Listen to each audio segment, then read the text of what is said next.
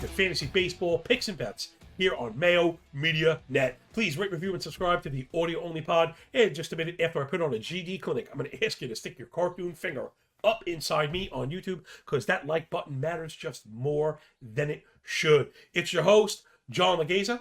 You may know me from Twitter fame at John Laghezza. Come on, enough of that. Just kidding. We need more of this. The fastest show in MLB absolutely anywhere, man. You can take that bad boy to the bank. Big thank you to Pat Mayo and all the ladies and gentlemen out there behind the scenes making this show possible. And thanks to you for the comments, because that's why I'm back here in the chair. And we'll be focusing on fantasy this show twice a week, early in the week, late in the week. This being the first show, though, we really don't want to overreact to the very little bit of baseball we've seen. I think it'll be good to lay out the exercise. You'll see where we're going to come. I made some snazzy graphics. We're going to be mining the advanced leaderboard for both hitters and pitchers early in the week, highlighting players that maybe we want to circle to add or subtract. And then later on in the week, whether it be Thursday or Friday, I'm going to be bringing you, similar to last year, a 10, 12, and 15 team ad at every single position. And I think, well, I mean, listen, I never take my eye off the game. And, you know, I'm doing the work so you don't have to. Hopefully, just checking in with these 2 fantasy baseball episodes every year, like if you're really pressed for time and not a degenerate like me, you'll be able to really keep up. Because, again, I'm playing all these different formats, deepest leagues, high-stake leagues, the whole nine. And because I stay focused with the betting show every day, I have my thumb right in the pulse of the league. And fantasy baseball is such a long game with so many opportunities to improve your team that I think that's what makes a difference. It's not necessarily like the person that stays up all single day, just the person that does the correct amount of work. So we're bringing you the leaderboards today. Let you do some of that work on your own as well. You could probably hop on social media. We'll try and share those things. The audio-only people, you know, can go and grab the graphics. I think sometimes it's good to be able to refer to it. I have access to, you know, time-sorted leaderboards and advanced stuff that not everyone else does or, you know, cares to spend the time to go get. So enough of that. We need more of this. Come on, let's do the fastest show in MLB absolutely anywhere. For the audio only people, you can see I have up there on the screen a hitter expected stat leaderboard, minimum 12 plate appearances, right? So we're not overreacting, but we do want to, you know, see what's going on, right? We don't want to ignore it. People say, oh, it's the first 2 games, got to let it happen. Let's see who's swinging and missing, who's hitting the ball hard. Again, hitter X stats kind of all say the same thing, right? Be careful of citing expected WOBA and barrels with blasts and hard hit rates because they all do kind of say the same thing. So I'm about to quote expected WOBA and barrel per PA. Well, expected WOBA probably covers a bit more, and then barrel more specified on that elite or optimal batted ball outcome, right? The elite combination of exit velocity and launch angle. Listen. Launch velocity, which, you know, some people do. So maybe LV is a thing. So we're inside the top 40 of expected WOBA. We're inside the top 40 of barrels per PA. Top of the board, you can see Paisano, Joey Gallo. Top of the board, 623 expected WOBA. I mean, we know he hits the ball hard. Will he hit it often enough? And you'll actually see his name on the top of the barrel per PA list as well. Right now, Joey Gallo kind of really raising a lot of eyebrows. But he's really a perfect example. Do you add a player like Joey Gallo if he's available? Yes, of course you do. Don't be stubborn with your priors. Do you, like, lay out 50% fab to go get somebody like that? No, because the track record still says that he probably is going to regress and not be so great. But, you know, he's a baseball player for a long time. A guy who's been able to stay on the field with really good defense. We've seen him pop off for 40 dongs. So it's not out of the question. He corrects just enough, you know, to be impactful this year. Again, home runs or at a premium. So, you know, a guy like Gallo, of course, has to be rostered. I think it's important to temper expectations, but at the same time, you know, allow them to get somewhere. Let's go through the rest of this leaderboard. We'll take you through hitters and pitchers, like I said today, before we get out of here. Today's just a shorter show. Lay out how we're going to be going about it. Adam Duvall, Miguel Vargas, Jock Peterson, David VR, Nolan Gorman, Brian Anderson, James Outman, Bryce Terang, and Alec Baum.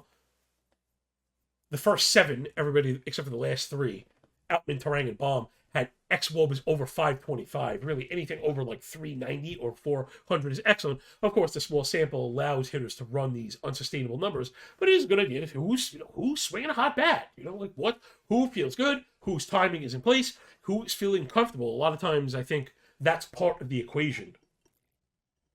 So, Adam Duvall, we were big on him in the preseason, heading into Boston. It looks like he's going to be very good there, hitting a lot of home runs. I think the ballpark kind of tailored to the swing. in a Babbitt Park, go get Duval. I think format universal. Same to be said for Miguel Vargas, 560X Wobo.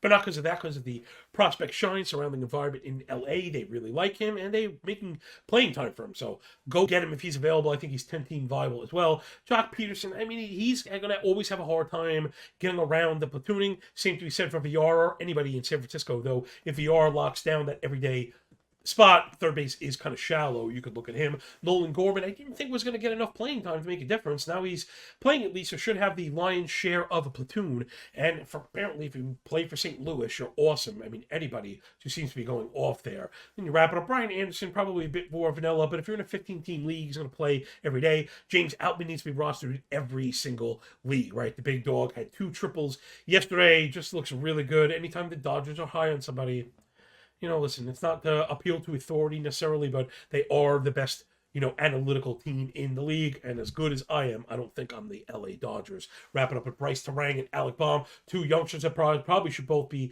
rostered. I don't know if they're 10, let's call them 12-team leagues right now. Baum's starting to show that lift we've been waiting for. If he adds home runs to the profile, he's going to be awesome. Also, Phillies have injuries, right? Reese Hoskins down, so you may see Baum play some first. He'll be playing every day. Bryce Harper is still out, so the cleanup spot, top half of the lineup, I should say, should be secure for Alec Baum. Now, the Barrel PA list on the right side is, like I said, is going to mirror the left side. Again, a lot of times descriptive hitter stats say the same thing. Now, for me, it's funny because I am like Mr. Discipline.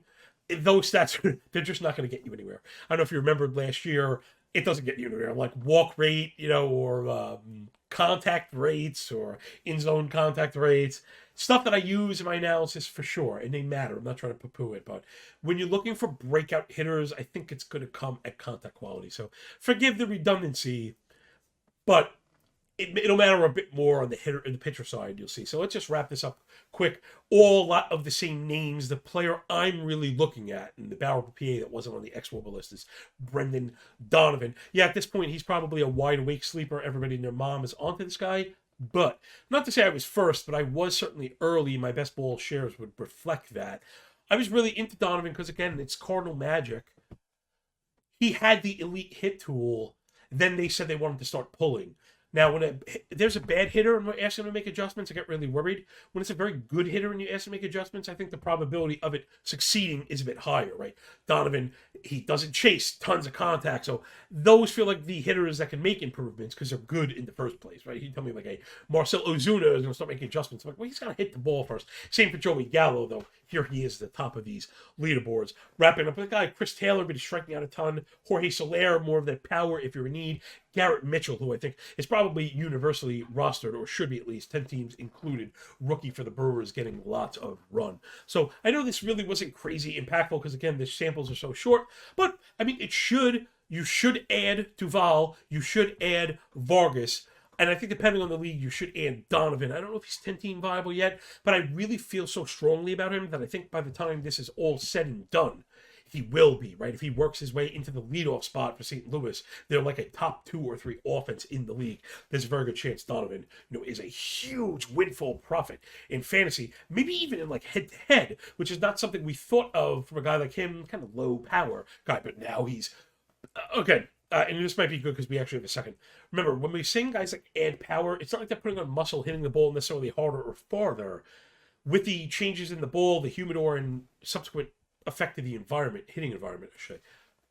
Pull power, something I've covered at The Athletic, is a greater than sign everything, right? So again, Jordan Alvarez and even Soler, guys like Gallo, going to get their towering fly balls.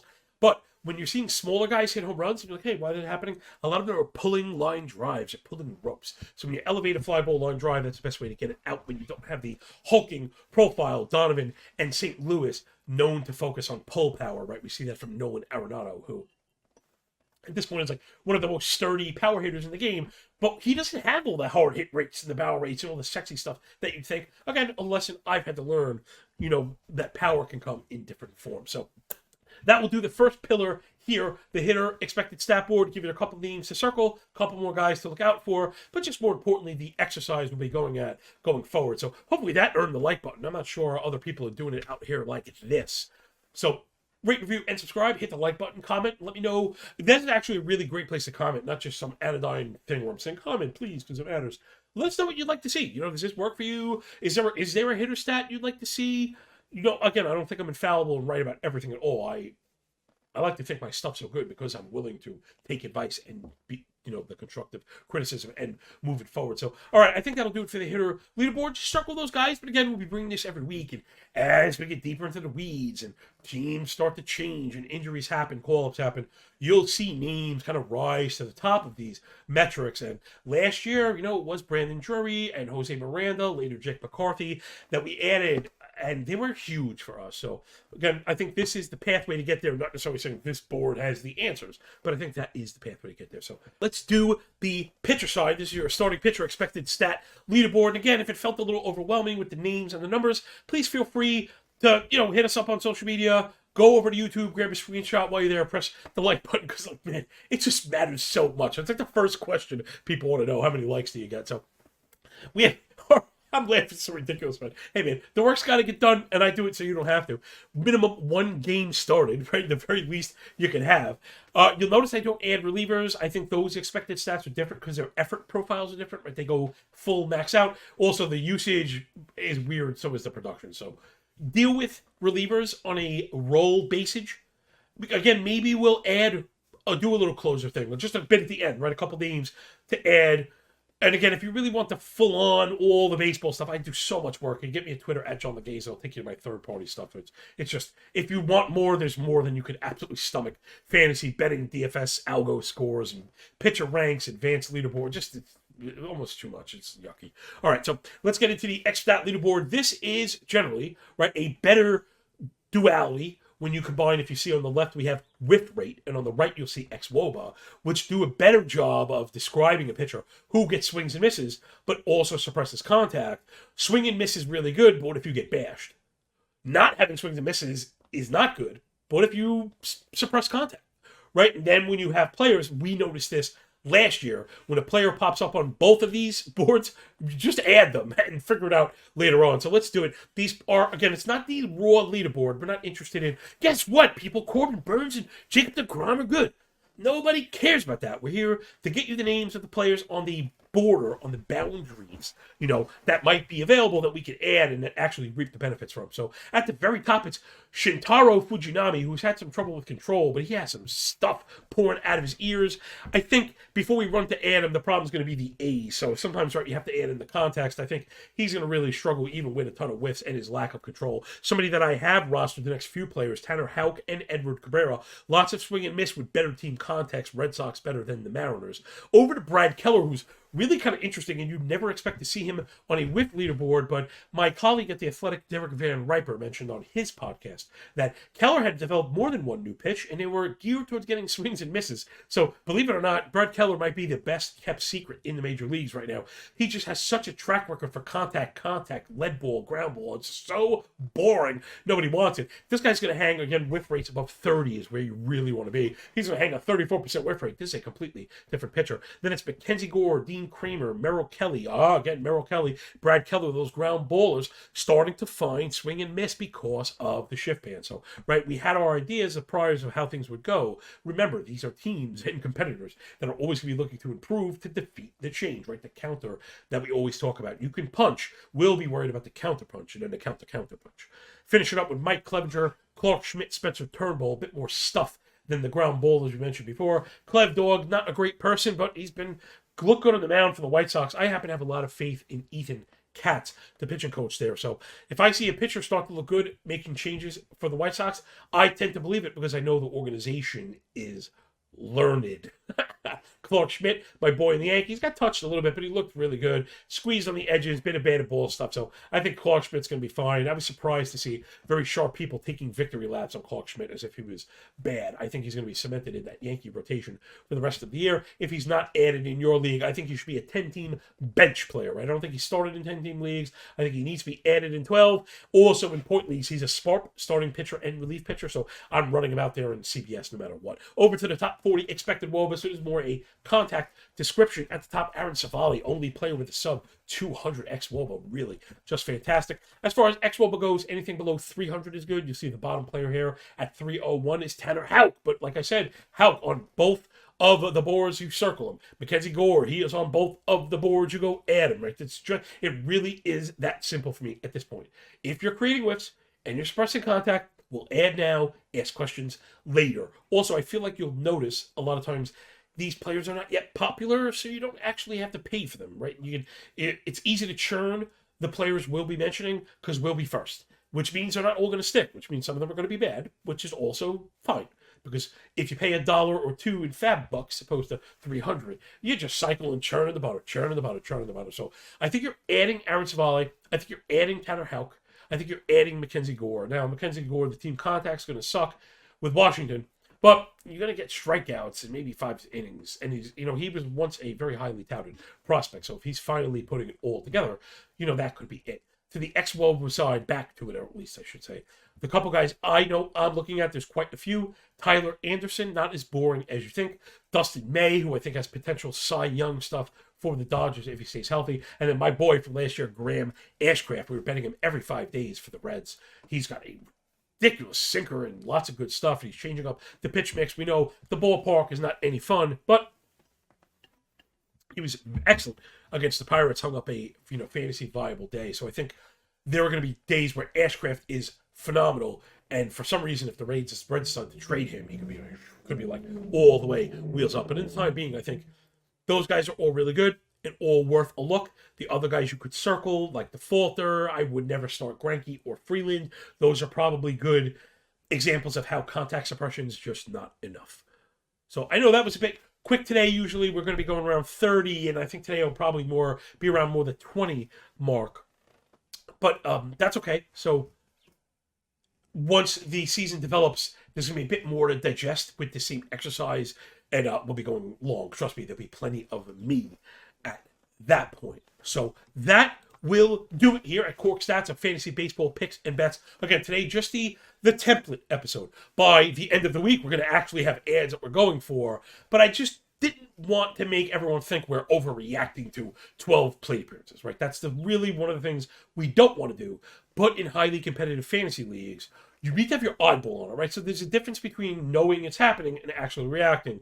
So I didn't want you to think I was in that second phase of reacting when I'm really just trying to highlight it for you, the Corked Stats crew. All right, everybody, get up in the comments. Real important right now is we lay the foundation for the show and get the direction that it's going to go. Again, I think we're in a pretty good spot to start the year because a lot of this comes from the show last year. The boards are set up. We know the stats we're looking at, and we know it worked, which I think is probably most important. I mean, highlighting the players that we highlighted. I wonder if I get time, I'd like to go back because, we put the sheets out every couple days. So we have all the receipts. And I mean, it should be as simple as me kind of searching a couple keywords and looking for those graphics from, April and May. And I really think you're going to see, like, the best evidence was, so again, on later in the week, audio only people, I couldn't suggest more highly because it's an actual graphic with the players' names spread around the diamond. 10, 12, and 15, 3 names, very easy. What ended up happening, right, for offense, you see the 15 name creep up to the 12, creep up to the 10, and that's a hit. That's a guaranteed hit, right? If you sniffed it at 15 and it's viable for 10, that's a score. Pitching, a little bit more difficult to discern, 10 from 12 from 15. There's not enough pitching. It all goes. So I just do a single pitching list and then just pluck from the top. And we did the same thing. Added a lot of really good guys. We had, just name it. Kyle Wright, Brady Singer, Reed Detmers. Legit, all the big breakout guys this year. We were on them first last year. Fortunately, one guy I can't claim is Spencer Strider, but hopefully we'll have this year's Spencer Strider. So, okay, people, when we hit that 20-minute mark, enough of me for now. Keep an eye out on the show. Rate, review, and subscribe. 5-star review is the very nicest thing you could do and the best way to say that you're glad to have me back. So remember, advanced statistical leaderboard, hitters and pitchers on, let's call it Tuesday/Wednesday. And then we'll be doing the waiver episode on Friday. And even if it's out Saturday morning, for a lot of people that add into the next week, we'll have everybody all set for those Sunday weekend ads. And of course, to that, weekend games are played after it happens. Feel free to tag us. Pat brought me in because we are similar in that way, right? Pat really cares about you, the audience. And I think that's why he brought me in, because he knows I care about you, the audience, and hopefully, as we build our relationship, you'll feel comfortable tagging me, being in the comments, and asking on something. Don't worry if it's the Lord's Day. I don't care. Now, my betting shop is closed on Sunday, but I work on fantasy on Sunday. So please, by all means, follow my Twitter handle. Tag me if you're interested or have questions. There is no me without you, and I really mean that. I want to be known as the sport media dude, the whatever I am, betting dude, fantasy dude, that makes time for people. Because to me, that's what makes the difference. The person that I connect with is the person that stays, is the person that we keep, and feels appreciated and feels wanted. And then that kind of works both ways. We end up with a real kind of symbiosis, which not only will make the show better and it more fun, it'll make us better players also. So, all right, that'll do it. Very last lesson. Feathers sticking out the cap, man. What you get when you roll with the big dude and Mayo Media Net. It's fantasy baseball, picks and bets. Hook up the podcast with all the lovely stuff. It's good to be back. I'll see you again at the end of the week. Enjoy the games. Enjoy your day. And when we're done with your fantasy league, you'll enjoy that pay. All right, remember, everybody, when you work this hard, it feels a lot less like luck, yo. Catch us on the flip side. Peace.